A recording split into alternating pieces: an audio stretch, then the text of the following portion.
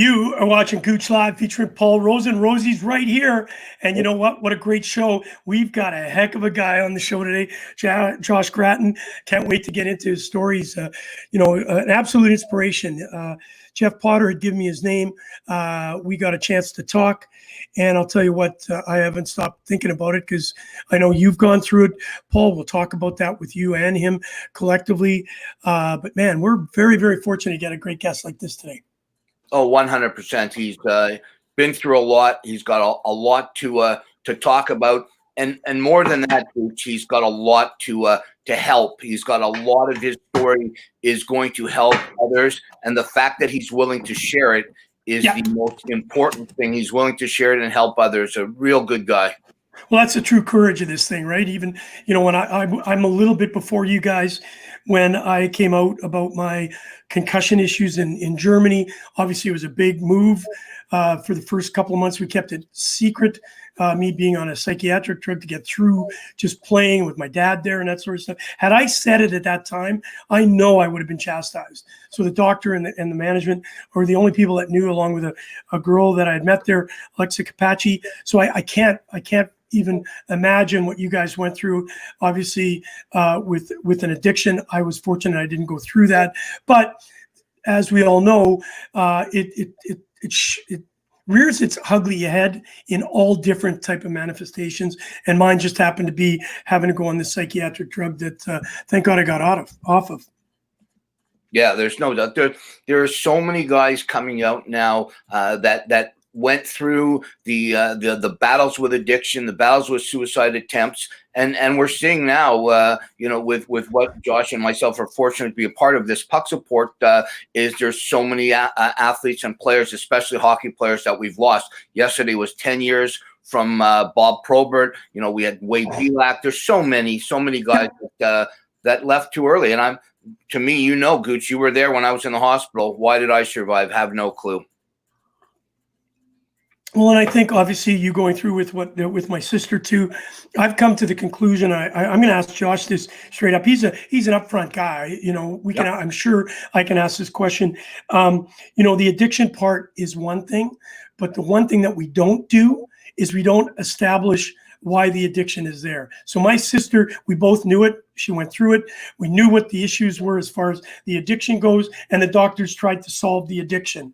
The problem is once we got her clean, those demons from behind, in her emotional side of her life, we never took care of, right? And when I say we, I apologize, not you and me, our medical system. Absolutely. And she fell through the crack every time. She had all the money in the world prior to obvious this, and she was a number, and it just went through the game. So I look forward to talking to Josh about that. Yeah, I'm glad before we get Josh on, I'm glad you said that, Gouche, because, we do the show every day, and I've been off for the last 4 or 5 days, or I can't even remember. And a lot of people are thinking, flu and this and that and stuff like that. And I'm 17 months clean and sober. But I was struggling the last few days, and I know you were there for me, and people very close to me understood. But just because you're clean and sober, and Josh will talk about this for sure, it doesn't mean that you're there. Like, no drugs, no alcohol going in my body, but still not 100% there. And absolutely, I needed some time to straighten myself out, and that's the biggest thing right now. It's we can get people clean and sober, but then we've got to get them set on the right path. And that's why it's so important what we started off, give a shift for mental health. I give a shift for mental health. We're going to bring that back up. We put it on hold for a while, as you know, Paul, with the pandemic coming. And then obviously, with Black Lives Matter, we just felt it was not time to really do our campaign. So I know that Josh will be all over this one because I know that he can give a hell of a shift. I saw some of his shifts in the KHL. I watched some videos. Hey, listen, before we get into Josh, sad news, Eddie Shack is in palliative care for cancer. Clear the Shack. It's Eddie Shack at 83. He played in all 4 Stanley Cup teams under Punch Imlach in the 60s. And I'll tell you what a character. This guy was a character. One of my mother's favorite players back then.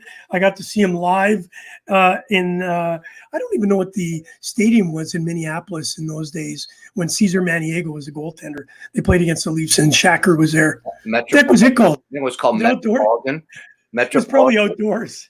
I think it was called Metropolitan Stadium, but no, I think that's where. Sorry, Paul. I think that's where the Vikings oh, played. that's where the Vikings played. You're Yeah, right. because I froze 3 times. Yeah. One of the times, of course, seeing Fran Tarkenton and leotards.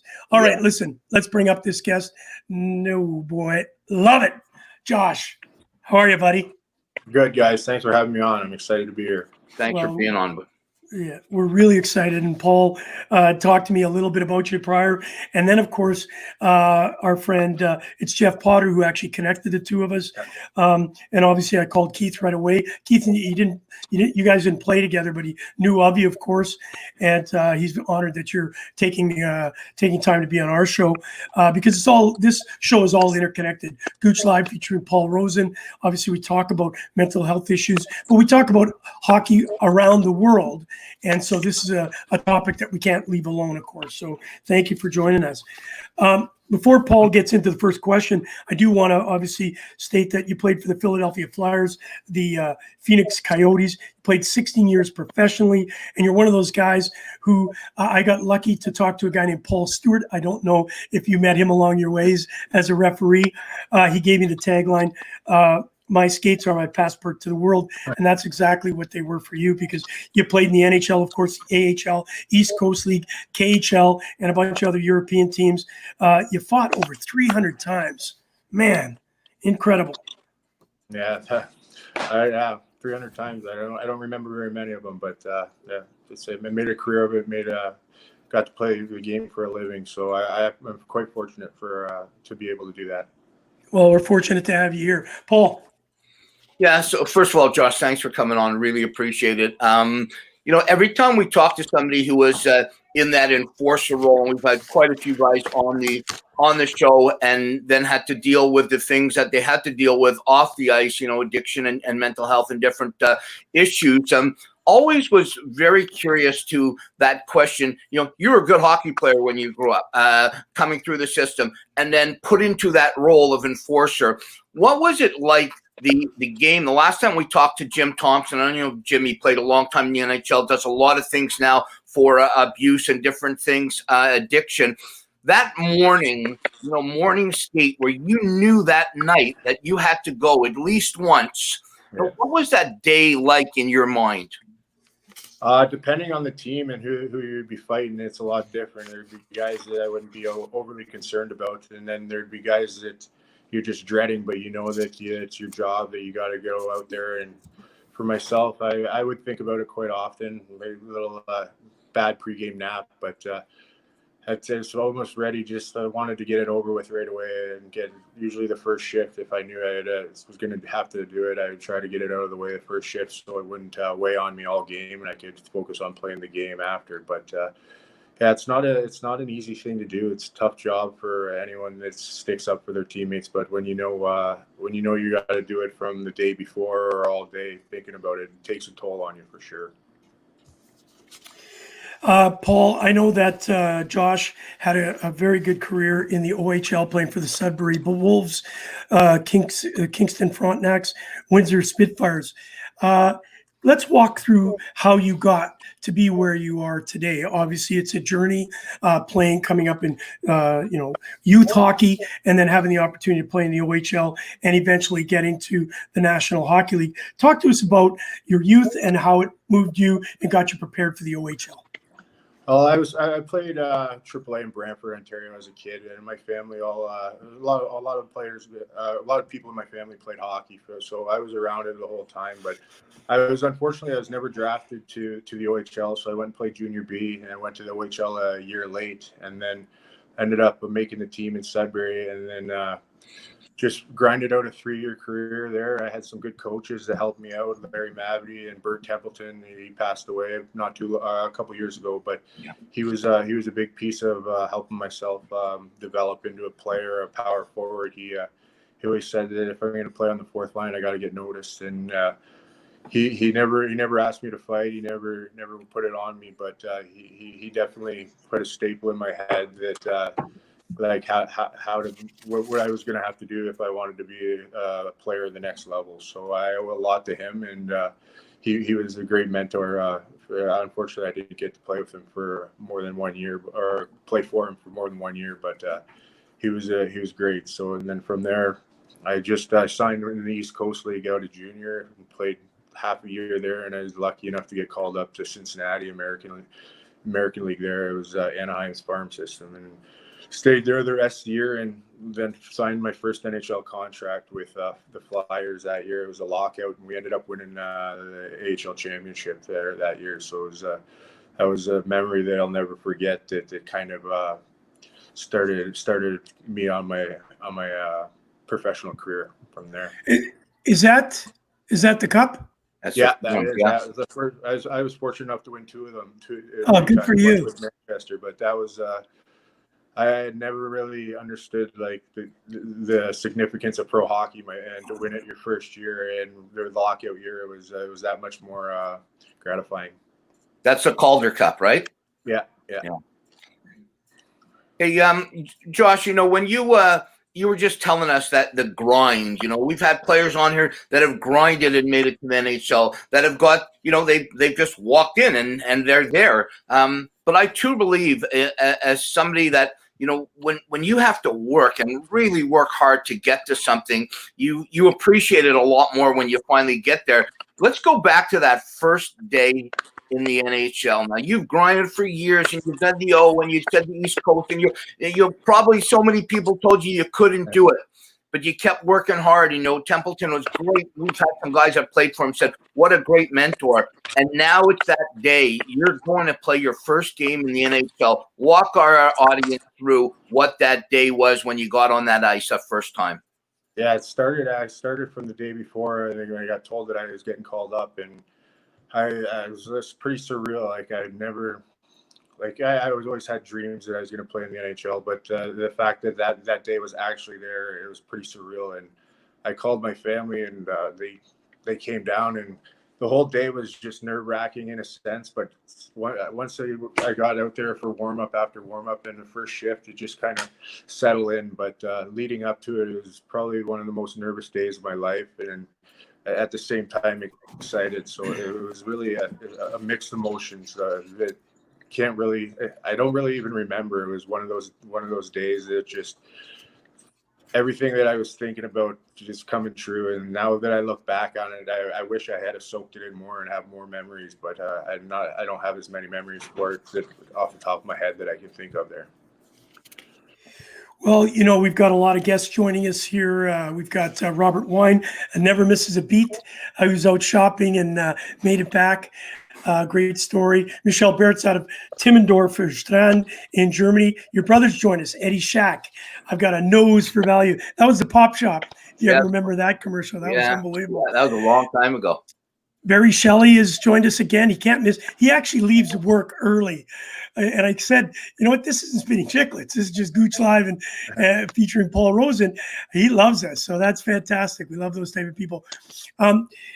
Paul, before you ask him the OHL question that you always ask, which is so pertinent at this particular time, especially with, the pandemic here and the mental instability that some of these things can happen and create for players.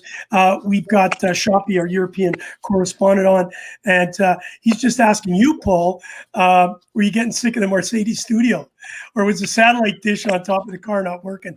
No, it was brutal, Josh. I was doing a few shows from my car on my phone, and call it the Mercedes studio. And I was in a parking lot, and people are coming by, knocking on my window, asking me for a quarter, and I'm doing a live show. So, we had Nolan Yonkman on the other day. I don't know if remember Nolan? I played with Nolan. Yeah. So he was in a Chevy, and he called it the Chevy studio. So he still has the same truck.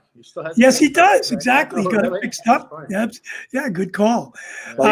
He is just about him, Josh. Yeah. When Gouche took us both down to Australia for his tour he does every year, I coached the Canadian team, and Yonks was my captain. What an incredible guy. We went to the Children's Hospital, and I'm telling you, he just put a smile on those kids' faces. What a great guy. Oh, yeah, he's one of the best. He's a true leader. He was a captain in Milwaukee when I was there, and I stayed in touch with him a little bit since then. He played in Finland when I was over there, too, so we were in touch a bit there. But he's one of the best. He's a great leader and good teammate. I don't know anyone that said a bad thing about him, so he's a good guy. Great guy.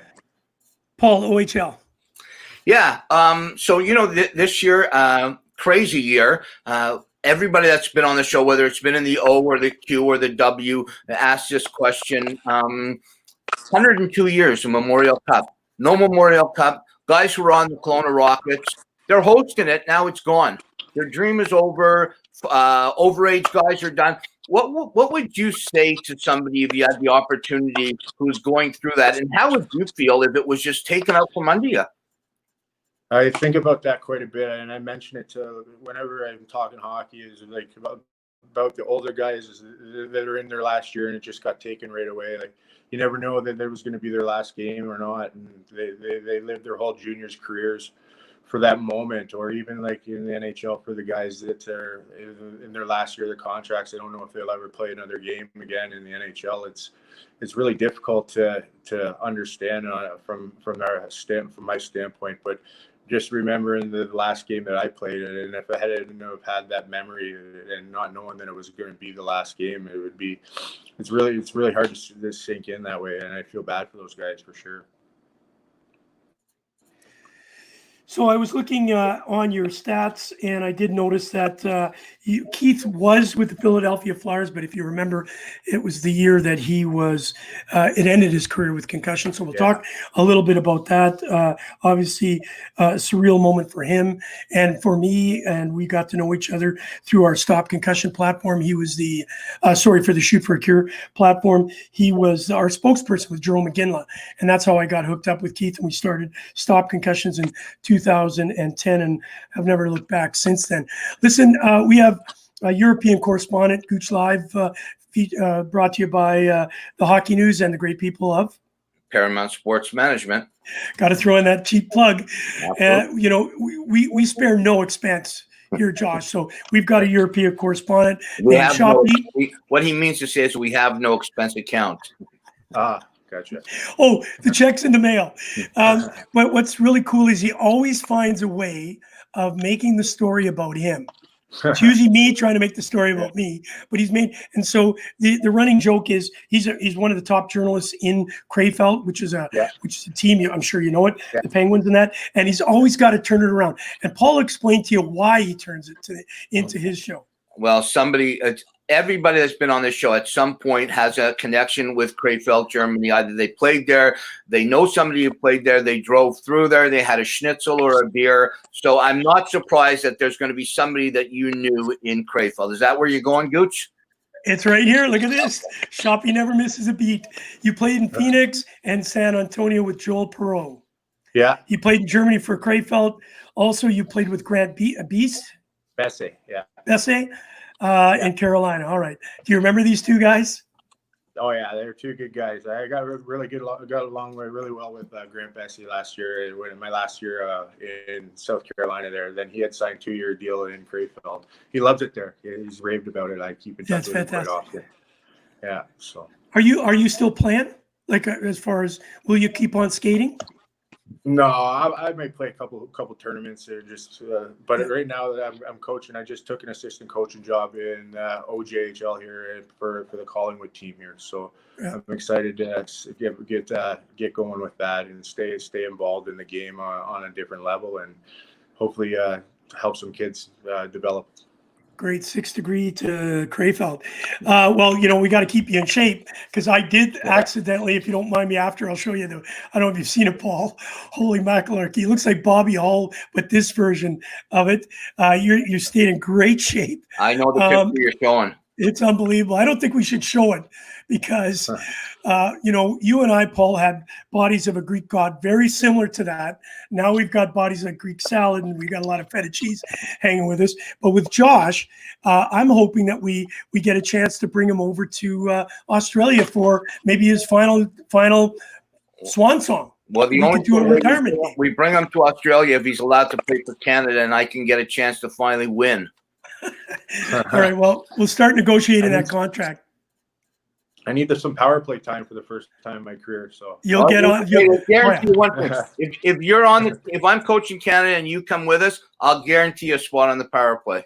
All right, I'm in. Good. Okay. So here's a great question, Barry Shelley. Josh, were you surprised with the physicality of the KHL after playing in America? Because we'll get back to you playing, obviously, in the National Hockey League and AHL for a few minutes. But Barry wants to know, there is a huge difference. I never played in the KHL. I was just after that and got a chance to see a couple of games. It was good hockey, but man, it was tough. Yeah. Yeah, it's fast there. The wide open ice is it makes a big difference, and they're more of a possession game. But the physicalness was a lot more. It wasn't as grinding, but it's a lot big hit. There's a lot of big hits, and not as much fighting, but it's physically demanding. The scheduling, the flying, every other day playing. There's some players over there that could easily play in the NHL, so it's not that far off from playing in the NHL, that's for sure. But just the different game as in possession-wise, so it's not quite as physical. You don't run around and you get caught out of position way too easy in the big ice. You are watching Gouche Live featuring Paul Rosen. We are so lucky to have Josh Gratton with us. We're talking about his NHL, his KHL, his enforcer role, and of course, your trials and tribulations with concussions as we go through the interview. Paul. Gouche, I just want to ask one thing on KHL again, because I know we talked to a few guys that played over there, and like the first couple of days when you got there, like I've been to Russia a few times, through para hockey and different things I've done. That first time over in Russia, like it's a different whole mentality. What was it like getting there and starting to play there?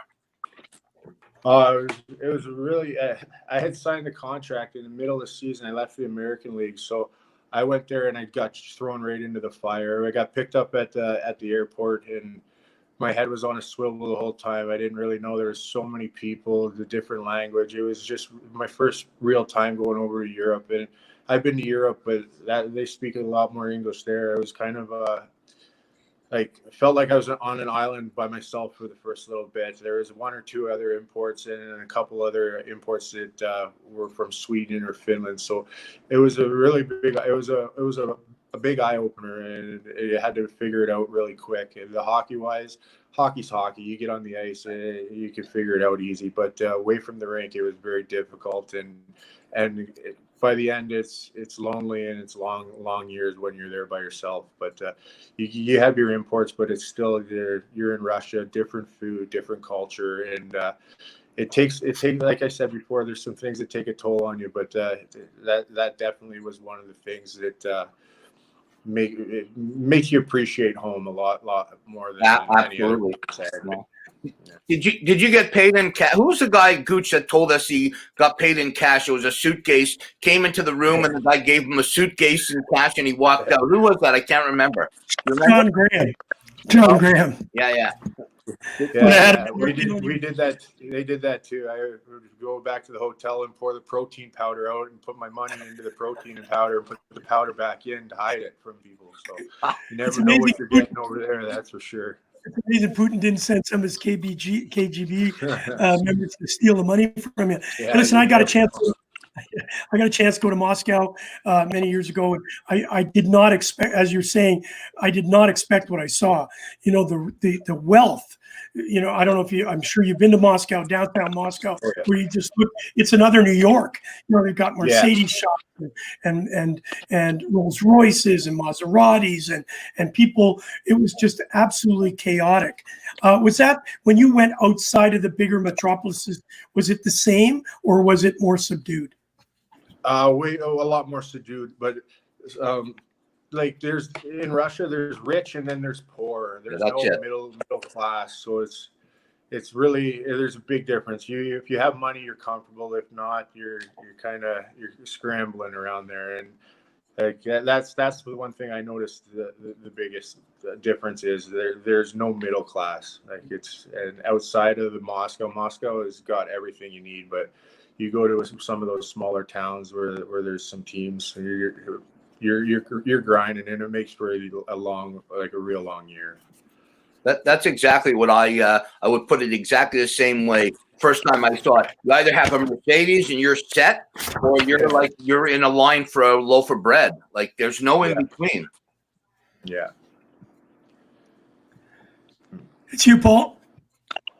So, so Josh, I wanted to talk to you a little bit now. Like, we're Gouche and I got connected through, like you said, Shoot for a Cure and Stop Concussions, and there's so many things now. Like, I've stopped playing 10 years ago. I had many mental health issues, and we both know that through our puck support foundation that we're getting into. But the thing that I still suffer with my concussions, it's still, and I never know when it's going to happen. You obviously suffered through concussions. Well, is there anything that you know what tomorrow's going to bring? Like, you know what I'm trying to say? Like, today, who knows? Yesterday, not sure. What do you think? Things have been a lot better for me within the last few months. I've changed up diets. I've talked to different doctors, but within the last year, before all this stuff happened, I'd go to bed, I wouldn't know which person was waking up in the morning. It was going to be moody, grumpy. Some days were good, some days were bad, and it took a toll on everybody in the household at the time. And that's what, like, my girlfriend at the time, it was so hard on her, that just the fact that she never knew what person was getting out, what person she was have to do, and she would have to worry about managing my personalities. It's just one of those things that you can't control, and that for myself. And at the time, I didn't realize how bad it was. I didn't realize that some days, but I always knew when I went to bed at night, I didn't know how I was going to feel in the morning when I woke up. And days that I felt great, I would try to repeat that exact day. Like, that's how, like, I would almost eat the exact same food when I had a good day, just because it was so rare that I'd have a good day and then another good day or another good day after that. So it was just unpredictable, and it was pretty tough to deal with at times. Yeah. Hey, Josh, I found this picture on the internet. Who are you playing for here? That's a team in Kazakhstan, the KHL, but it's a team in Kazakhstan. Now I can understand why you're smiling, because look at this picture that I found. Yeah, it was right after a fight, probably. Yeah. Look at the helmet flying off. Now, I know that obviously we're going to talk a little bit about the mental health, and I know you and Paul have gone through some similar experiences. I have mentioned I've dealt with it through my family, with my sister, unfortunately losing her life to it all, and I had suffered some concussions back much earlier than you guys, and we never thought about it when we went through it, and we kept playing through it all, and it does take a toll. And here's an example of you obviously were in a fight, or maybe you got hit with a puck. That blow to the head creates, the G-force that makes the brain move, whether it's a fight. You can maybe describe that, but people don't understand. I was just watching a program where people are asking questions. Can you actually get a concussion from just being hit by the upper body? And the answer is yes. That just is a little more extreme. Can you explain that picture to us? That was actually, I got hit with a stick from a goal. He swung a stick at me from that picture, and it hit me right in the head. I was out cold pretty much for a little while, and it was pretty vicious. But I guess that's not part of the game, but it happened, and I battled through it. But I was definitely, that was one of the severe concussions that I had, and I was out for probably 6 to 8 weeks with it. And like, it seemed like the more concussions I got, the easier I was getting them. By the end of my career, it's just the littlest things. By the end of it was giving me either sore necks or fogginess. It was just, it all catches up. But when you get those big ones like that, it's you're having dark days for weeks at a time. You never know when you're coming out, when it's going to feel better. Like, you just don't know. You don't know how long. It's just so unpredictable. So it's one of those things that if you get one, or the earlier you get a concussion in your career, you got to take that extra time. And when I was playing my first couple of years pro, I probably had 5, 6, 7 concussions before I even knew what concussions were. You didn't. Absolutely. In the American League, my first year pro, I'm fighting to stay in the lineup, and I'm not going to be able to say that I'm not going to say that I'm not ready to play when there's another guy foaming at the mouth to take my job and take my spot. So you play hurt, and maybe that's my fault. Maybe that's the trainer's fault. It's nobody's fault at the end of the day. It happened and you can't go back and change anything. But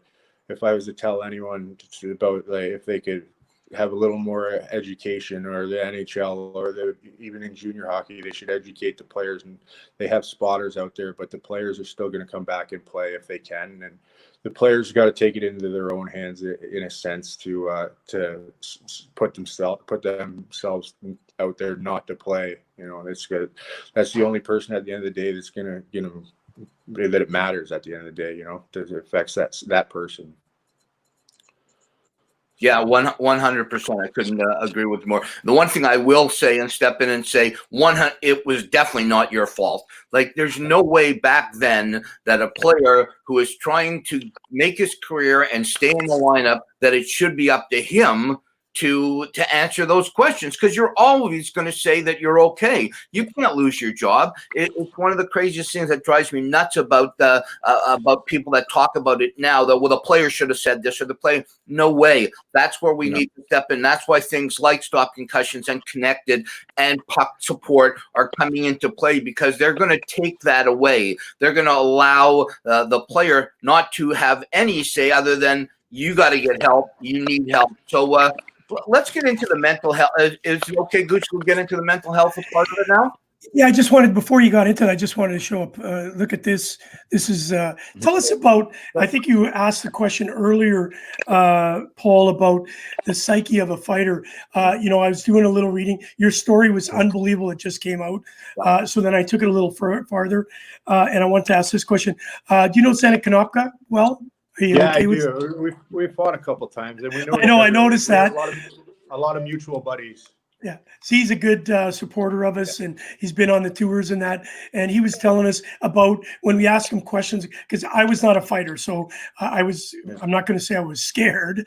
I couldn't fight. I think junior I was over 66.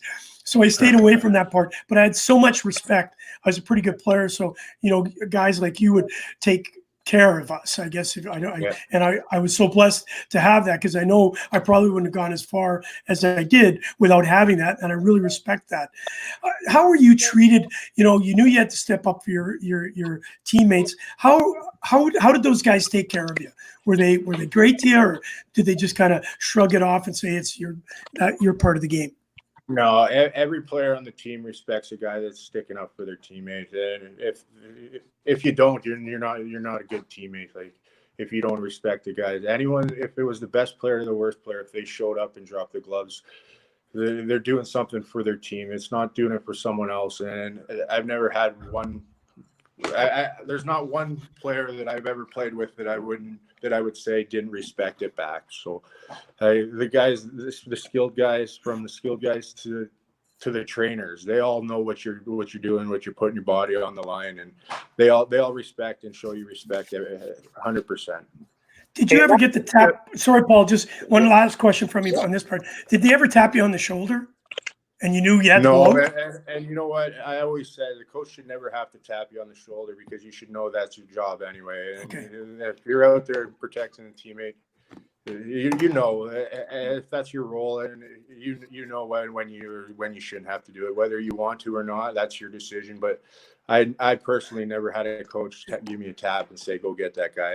I always kind of knew when the timing was right and when it wasn't, and what had to be done and what didn't have to be done, whether I liked it or not. And sometimes you got to go out there and you got to go and step up to a guy that's just gonna give it to you, and you're gonna take a beating, but at least you're there showing up for your teammates. So you get respect that way, and that's the way I lived and played my career, is do the hard job. But you're on a team, you're playing a game for a living, and I was fortunate enough to play in the NHL and do it for a long time. So I don't regret one bit of it. If I could do it over, I would in a heartbeat, for sure. The only reason why I asked that question solely is that when I played, that did happen to a couple of the players that were around me, and I just thought, wow, that's a lot of guts, man. Paul.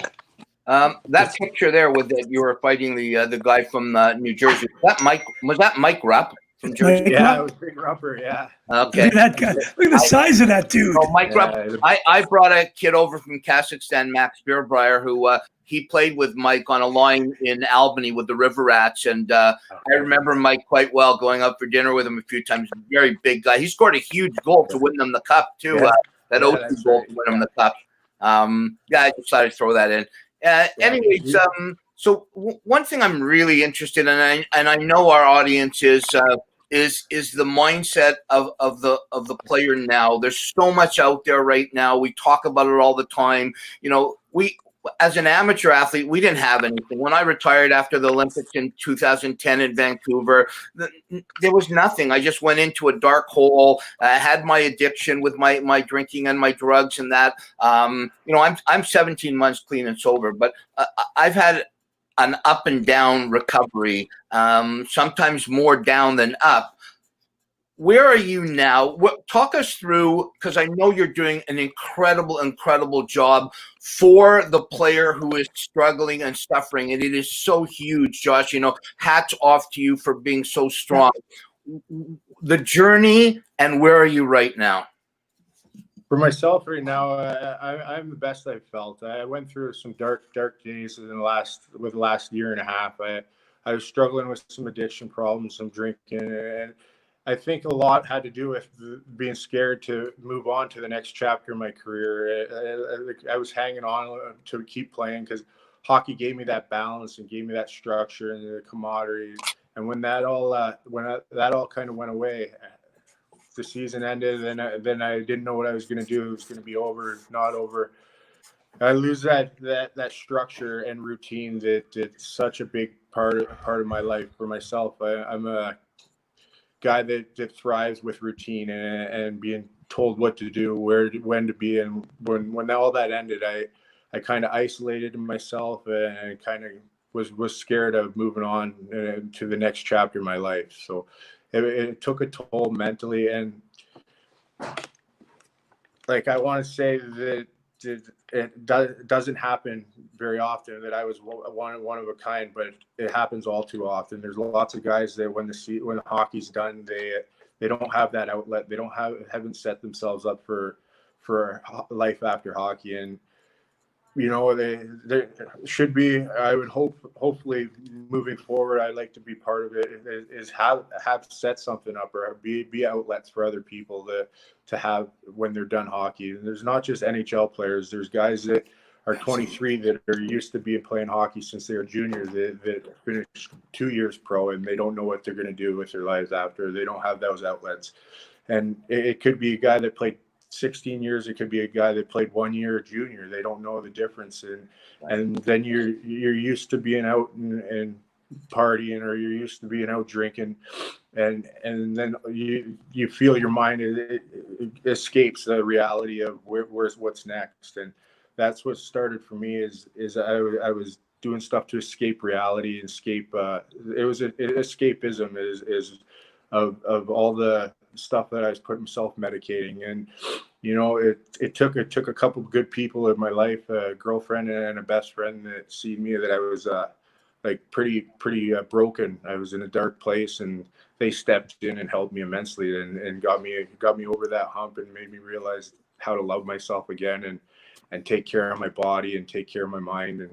And since then I met trainers that living here in Collingwood the last 4 months, and like now I kind of feel like I'm on the other side and realize that I can socialize and be normal without substances or drinking. It took a lot of courage in myself, but ever since I realized and came out with this story and told my story, hopefully to help other people, but it took a weight off my shoulders, and I just felt kind of freed of all the burdens and the problems I caused, lies that I had, just the things you do when you're self-medicating or you just bury yourself in a dark hole that you never thought that you'd be able to come out of. And I'm lucky enough that I'm on the right path now, and it's all looking forward, not back now. Well, we're really happy that you're on that path, and we are really excited to have you become one of the ambassadors with Stop Concussions and our connected platform. And we've got lots to do. And listen, you don't have to worry about retirement because you're on our list for the Ice Hockey Classic. Oh, and by the way, we do go to Australia and New Zealand, so it's not a bad thing. One of the things that I wanted to, I heard you talk about, I know a lot of guys, when I retired, I got lucky in the sense that I was severely concussed. I probably in the norm, if we knew what we knew then that we knew now, I probably wouldn't have continued on playing. I did. I got through it, and I got to retire on my own terms. My father got sick, and I had to come home, and there was no going. There was not a. I didn't have an option, and so one of the things that I noticed, and you talked about it, everything was done for you. You know when the bus was going, Paul. You know that the plane's going at this time. You're eating lunch at that time. Practices at this time. The one that really bothered me, I had to actually go get my skate sharpened and paid for it. Like, that's crazy. Yeah. And then you got to go buy a stick. The little things, you appreciate the little things after. All right, so there's a lot of comments here that I want to go through, Paul. You both can comment on it. But first, I found 3 pictures that I think really depict Josh and what he just talked about. You found a new trainer, and I'm kind of jealous. Look at that body! Holy Jesus! Is that the new trainer? He's turned me into a well-oiled machine now. He's primitive patterns here in Collingwood. They have a good setup going here. So if anyone's up in this area, definitely give them a shout. It's a good group of guys. They tap into the mind, the body, and soul. They're a bunch of young trainers that are trying to break through, and they got a great program for a bunch of people going here. So it's good. Please send us that. They probably also love the fact that you're there with that hockey mentality that once you get locked into something, brother, you're locked into it.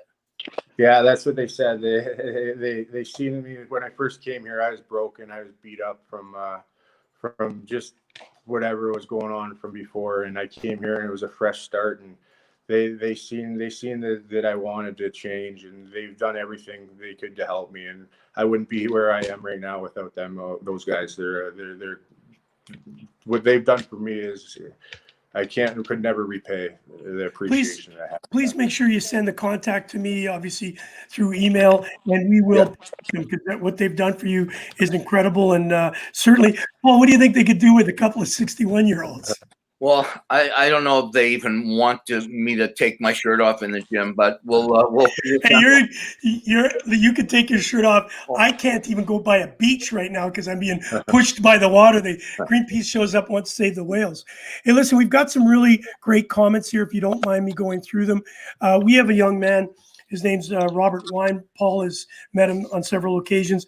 It's an amazing story. He looks at guys like yourself, and he always looks at you and us because he knows we've been concussed. And he says, it's an invisible injury. He's actually commented and said, Josh looks like just a regular, ordinary guy, which we do. He, unfortunately, was in an accident where he was dismembered, had a lot of issues with his body, speech impediment, very, very strong speech impediment. It struggle to understand him. I've got to understand him, and I love the guy. And he just sent this, what Josh mentioned about how he felt after numerous concussions sounds like repetitive head injury syndrome. It's real and kind of serious. And he's posted a website. I'll make sure that's given to our to be put up. And what he had 50-50 chance of living, and the kid fought through it, and he's on every show, and he's just so thankful to be able to listen to stories like yours that give him inspiration to continue on battling through what he battled through. Josh, if you ever get a chance to go on, it was a story. It's called the Canada, 5 Canada, right outside of Ottawa. Him and 4 other people on bicycles. They were hit by a gentleman who was sleep deprived and changed his life pretty dramatically. Yep. Yeah, that's sad news. No one likes to hear that. I wish him all the best, and I'm glad he's on good spirits with all that now. Yeah. Listen, another one. I don't know, Paul. You weren't on the show. You could do a shout out to him too.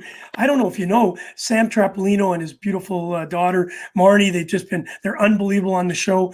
They're from Adelaide, Australia.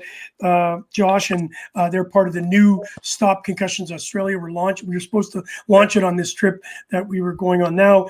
It will be launched. He's part of the directorship that's going to help us do it. His young boy Dylan has autism, and he went to a therapy. It was a therapy, horse therapy, and God forsake, the horse kicked him in the head.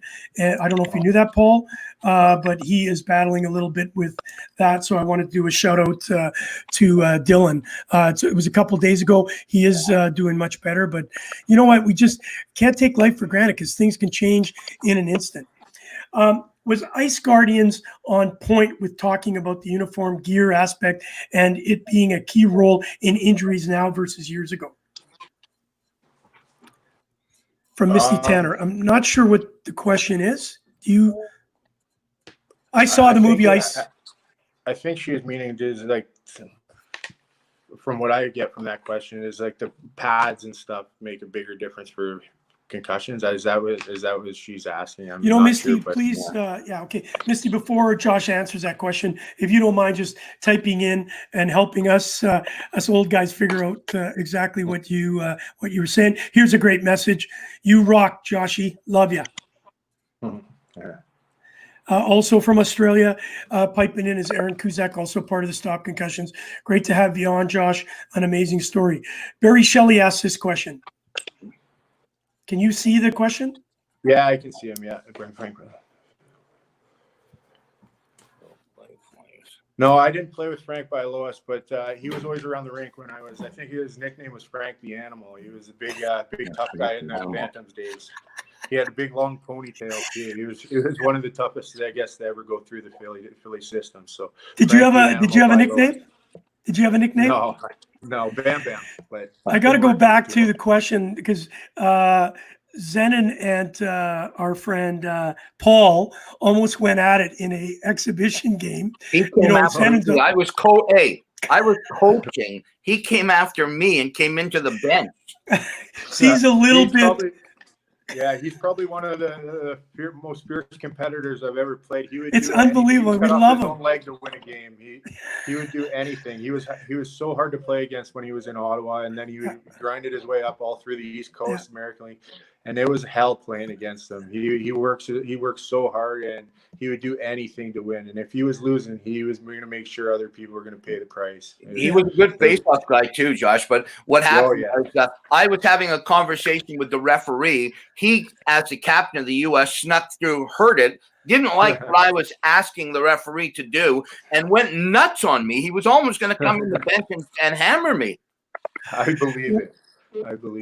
We had an event. It was the first year I had Zenon down. I didn't really know him, and he punched a cement wall, and honestly, the wall did not win. It was unbelievable. So the question, so you fought him. I'm not going to ask who won or lost, doesn't matter. But at the end of it, when you left the ice and over the years, do you guys, we know there's a code. It's all forgotten, or grudges held, or how do you feel about that? Yeah, well, for me, it was a job on the ice. I never really held grudges. I didn't take it away from the rink. I never liked to take the game, anything, the good game played or a bad game, and take it home with me. But definitely, I would never hold grudges against the guy that you would fight. You go ahead and be probably the first person to buy you a beer, actually, when you'd see him at the bar. Or there's no one that's ever was disrespectful to me that I had ever fought, or that made it awkward after a game, for sure. There was just one of those things. It's like you said, it's the code. You play pro that long, you know it's your job, and they do too. Everybody at the end of the day goes home to their families and are all there to make money, and that's the job that we roll. So there was no grudges held on my end, for sure. You are watching Gouche Live featuring Paul Rosen, brought to you by the good people at the Hockey News. and the great people at Paramount Sports Management. Hey, Josh, how does it make you feel here? You know, it's July 6th, I think, 2020. Lots of things going on in the world. And when you see people type in, hey, Josh, great job, man. You're the man. We love you. Or people now are listening and reading your story, and they really, really are taking into play that thank you so much for having the courage to help the little guy out there who's just getting through that. How does it make you feel? I'm just grateful to be still around and be on the other side of that, the darkness. And if I could help someone else, that's great. I appreciate all the support. It was more support than I ever even imagined. I was getting messages from people that I haven't heard from in 15 years, coaches that I hadn't heard from in forever, that I completely had kind of forgot about or never. I'm so grateful and appreciative to have been able to come out and tell my story. But I'm appreciative more and grateful more for the people that are reaching out to me and that I'm helping. I've had so many people saying that I've helped them or that story that they feel the same way, and that just makes me sad. It gives me satisfaction to know that I'm helping somebody by the misery that I went through is other people are going through, and for me to shed some light onto them that you can get through it, it definitely makes it all worth it for sure. Here's a great comment from Barry Shelley, and thank you for being such a loyal responder to our show. Thanks for answering all my questions. That's why I love your broadcast and your guests. You take time to try and answer all the questions. And that's one of the things that when we developed Gouche on the Edge, Gouche Live with our buddy Paul, we just decided that we wanted to be more than just delivering the message. We wanted you delivering the message. So really thank you for being candid about your answers and letting us understand what it takes to be not only an enforcer, but the life after that. Misty Tanner got back to us. Thank you for that. It seemed what she was asking basically was then and now with the equipment. Obviously, equipment's got bigger and you know, we're wearing helmets and, you know, we almost look like gladiators now. And in the old days, you know, they weren't wearing helmets, not much shoulder pads. She's new to the game and she watched the movie. So she's asking, in your opinion, do you think that the game has become, obviously it's not what it used to be, but do you think that equipment plays a role in some of this aggression that's there? Personally, I think it's just the speed of the game has gotten so much faster, so it makes for more injuries. I wouldn't say it's the equipment. I think everybody's doing the most they can for protective equipment. I think the speed of the game is just, and the strength and size of the players, that it's just the inevitable. There's going to be a little more injuries than there was back in the day. As the game hasn't changed equipment wise in a sense. Like it's definitely, in my opinion, the speed and the size of the players, and they're all a little stronger, a little better shape, and is that for me is probably the biggest thing causing injuries and head injuries checks than the equipment. Paul, do you see the comments on the right-hand side? No, I can't, unfortunately. Okay, no worries. There's two more, and then Paul, you know, Josh, you've given us so much time today. We really appreciate that. Yeah. I'm going to ask these two questions, and Paul, you can come with your final question on the mental health issue, and then I'll wrap it up. And I'll tell you what, Josh, can't thank you enough for your time. This is crazy.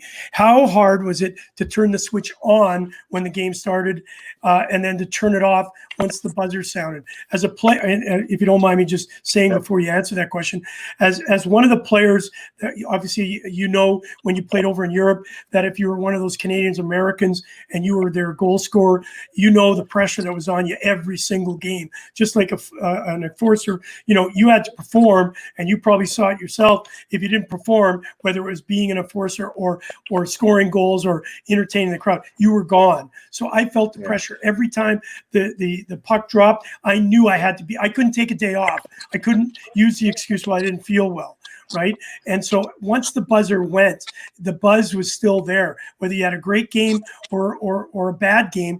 You know, you just kept it going through the whole time. And you I should have done that. I should have done this. I should have done that. You, as what your role was, how did you feel at the beginning of the game? And then all of a sudden the game's over and the lights are out. Turning on and off wasn't the hard thing for me. I always would want like I would want to play. I would always be ready to prepare for the game. But like you said, a goal scorer or a player that has pressure like an import over in Europe, that's on 24 hours a day going every game because you have so much pressure. You have so many. As an import over in Europe, I can totally understand what you were saying there. As a player like myself, it's not that much pressure to go out and fight. You're not pressured into doing that, but you're pressured into going in and being productive as a goal scorer, as a guy that's supposed to get points. And like you were saying, it takes a toll and weighs heavy on your mind. If you play one bad game, it could be easily out of there. You could be gassed. It's like a revolving door on some teams. So that would be tough for those skilled guys. 100%. I can appreciate what you're saying there. Oh, thank you for that. Just before, Paul, you get your question here, you are not only a viewer on this show. I learned a lot about last week's only by watching it. Great show. Thank you, Michelle. That's fantastic. We've got a lot of people that follow us, Josh, that maybe aren't hockey people. They don't understand the game specifically. Michelle Bertz ran one of the clubs that I played for, so he's in tune. But people want to hear the stories, and your stories have been fascinating. And so that's what I think the people take away from this, is to be able to hear the honesty and the true grit that it takes, not only to be, whether you're a goaltender in the Olympics, whether you're an enforcer like yourself, and you were a good hockey player. Listen, you didn't get to where you were without being able to play the game. And so it's really cool to hear all the different perspectives. And Misty Tanner, new to the game. Thank you, Josh. Stingrays are my local team. Where Stingrays are in South Carolina? Yeah, Charleston. What a great city. Great fans they have there. And that's one of my favorite places. I was lucky enough to play there my last year professional. So I had a great time there. Great management, great teams. So I miss that place a bit, yeah. Paul, have you been there? No. Where is it exactly? I know that doesn't sound dumb. Near Greenville. Charleston, South Carolina. I don't know, South Carolina. Yeah. Yeah. Is it warm? I don't, is it a warm state? It's really warm all year round there. A lot of snakes and alligators though, so I didn't really appreciate. There's a lot of golf there. Am I thinking of the right place? Yeah. A lot of golf. Yeah. There'd be quite a bit of golf. Yeah. I got to get back to that library. I haven't been able to get to the library for a few months and look at an atlas. Paul. Yeah. Anyways, listen. Last thing, Josh. Thanks a lot for spending the time with us. I really appreciate it. As Gouche too, and all the people that listen to us. For me, it means I always say this. No disrespect to football or baseball or basketball or tiddlywink or anything. Hockey is a unique. Cricket doesn't matter. Hockey is a unique game. It's a unique group of people that play it. Men, women, in a wheelchair and sled. It doesn't matter. It's a game that when you need somebody, and a hockey player has that opportunity to be there to help, they are there. So my last question to you, and I'm so looking forward to working with you, with Brady and puck support down the road to help addicts get through it. But what would you say to that young kid now that's maybe going through exactly what you and I went through, and so many others, because you're on the other side. It's a long process. I talked to Brady yesterday about this. Just because you're a few months or a few years clean doesn't mean that Brent Sopel helps me a lot. He's like 3 years clean, and he's still every day is a new day. But what would you say to that young Josh out there?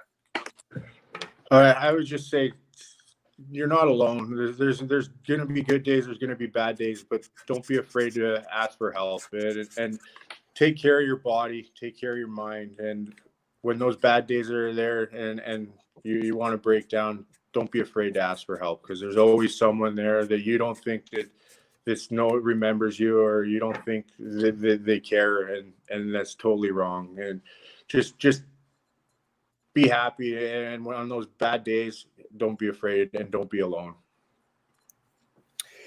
Well, thanks. Yeah, I couldn't say it better. Yeah, thank you, Josh. Okay, the last point and last question for you is, I read your story, an amazing story. The courage to write and put yourself out there sometimes is what causes people not to do that.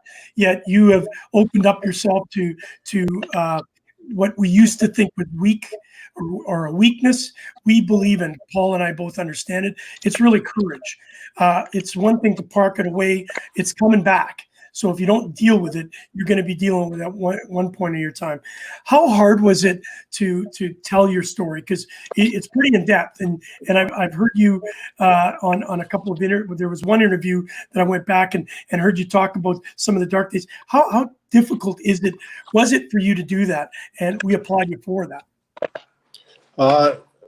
It was difficult to sit back and think of those days, but what beat me down the most is the fact that people around me, that I isolated myself, that I didn't take into consideration the people around me and the people I'm living with, or the people that care. I didn't really consider their feelings at the time when it was a selfish move. And looking back, that's kind of what beats me up the most out of everything. But ever since I came out and told my story, it's been a weight lifted off my shoulders, and it gives me a chance to change and fix relationships, fix things that I wasn't proud of, the person I was becoming, the person I was. And now it's all behind me, and I get to look forward, and every day is a new day. And I start my day off with some gratitude and appreciation for those people that I hurt, that are still in my life.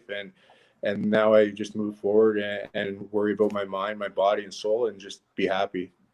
Some days aren't going to be the best, but it's okay. Paul, I can't tell you, when Jeff Potter gave me the call and said, listen, you got to talk to Josh. I am so I'm glad I made the call, because sometimes you get caught up, obviously, in our own little worlds. But Josh, I'm really honored that you took the time with us today. Paul, before we let him go, I'll tell you, this is the type of guy I like. Regardless of all the things that we've talked about, this man has passion. Look at that goal. Did you score?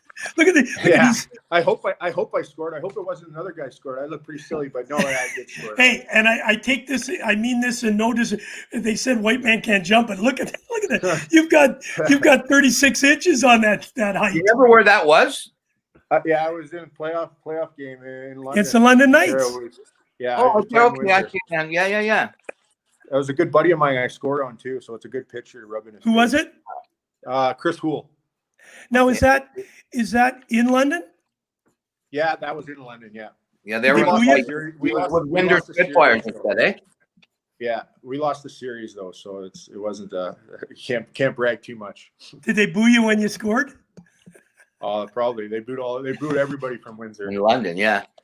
Hey, I don't know if you can do this, but every once in a while on Sundays we have our Connected show on mental health, and we like to get a couple of players that have battled on it and do a roundtable. In the next month or so, if you're available on a Sunday, we'll get somebody else on, maybe Brady or somebody who's been through the same journey. We do a roundtable, answer questions. If you could do that. Yeah, I would love to. Anything, guys. I appreciate all your support, and I appreciate everybody, and I'm more than happy to help. Well, thank you for that, Paul. We developed a program, I think I mentioned earlier, called Give a Shift for Mental Health. We're going to be doing more of that as the pandemic rolls on here. And we just want to make sure that people know, and it's great that we have you on our team too now, because we want people to know we're here. This isn't fluff. Paul's 24/7, I'm 24/7, and I know you're exactly the same type of character. And I just want to let you know that Grandma's watching too. Hey, Grandma, how you doing? Hello, Grandma. Love you. We love her too. We love Grandma Gratton. Unbelievable. Great show. Lost the last 5 minutes. God bless Josh, and take care. Josh, final words to you. Thanks, guys. I had a great time doing this, and I look forward to working with you guys moving forward. Fantastic. We look forward to having you. Thanks, Josh. Have a great day. Talk soon. Unbelievable. Bye-bye. What a great guy. Holy mackerel. I had a chance Friday night to sit on a Zoom call with about 15 others on this new platform with puck support on addiction. And man, he's got a lot to offer. unbelievable. And Gratton, Grandma Grant, love you too. Yep. Sorry we missed this before he left, but I'll tell you what, you should be very proud, Grandma Gratton, on this young man. I'll tell you, the courage just to come out. You've been through it. I've not felt that same situation, but I've seen what you've gone through, Paul, and I give a lot of respect. Listen, not everybody's going to make it through it. Let's be honest. But what we're going to do is we're going to knock on every door, turn over every stone. The phones are always open. You can always email us. You can always get a hold of us, and we'll be there for you, regardless of the trials and tribulations that you have. Listen, I want to do another shout out.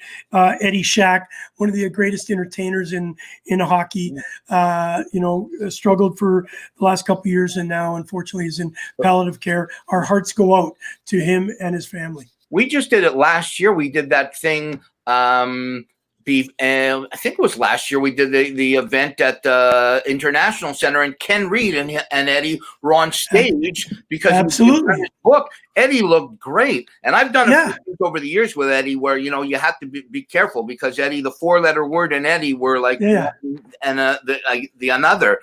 So wow, he must have gone downhill pretty fast. Yeah, hey, look at our Robert Wines coming out and saying, "Holy vertical."